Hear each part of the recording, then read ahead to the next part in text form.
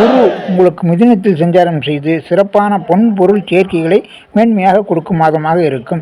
மேலும் சுப காரியங்கள் அனைத்தும் நிறைவேறும். புத்திர பாக்கியங்கள் தடைகள் தாமதங்கள் இருந்தவர்களுக்கு இந்த மாதத்தில் தடைகள் நிவர்த்தியாகி புத்திர பாக்கியம் புத்திர மேன்மைகளும் சிறப்பாக ஏற்படும்.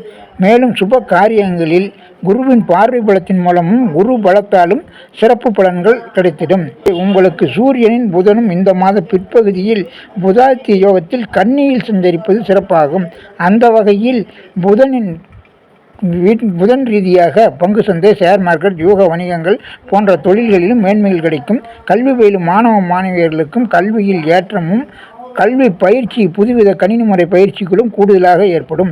இந்த மாதத்தில் உங்களுக்கு சுக்கிரனின் சஞ்சாரம் மாத முற்பகுதியில் 14ஆம் தேதி வரை கடகத்தில் சஞ்சாரம் செய்வதால் ஓரளவுக்கு திருமண காரியங்கள், வீடு வாகன சுப காரியங்களில் முயற்சி செய்தால் நற்பலன்கள் ஏற்படும். மிதுனம் ராசிக்கு செப்டம்பர் மாதம் 1, 2, 3, 4, 5ஆம் தேதிகளில் சந்திரன் தனுசு மகரம் ராசியில் சஞ்சாரம் செய்யும் நாட்களும், 11ஆம் தேதி மேசம் ராசியில் சந்திரன் சஞ்சாரம் செய்யும் முழு நாளும், 15, 16ஆம் தேதிகளில் சந்திரன் மிதுனம் ராசியில் சஞ்சாரம் செய்யும் நாட்களும், 19, 20, 21, 22, 23 ஆகிய சிம்மம் கன்னி ராசிகளில் சந்திரன் சஞ்சாரம் செய்யும் நாட்களும் சந்திரா பலம் உள்ள நாட்களாகும். இந்த நாட்களில் சுப காரியங்கள், முக்கியமான காரியங்கள், புதிய காரியங்களை செய்தால் உறுதியான நன்மையான பலன்களும் யோக பலன்களும் வெற்றிகளும் கிடைக்கும்.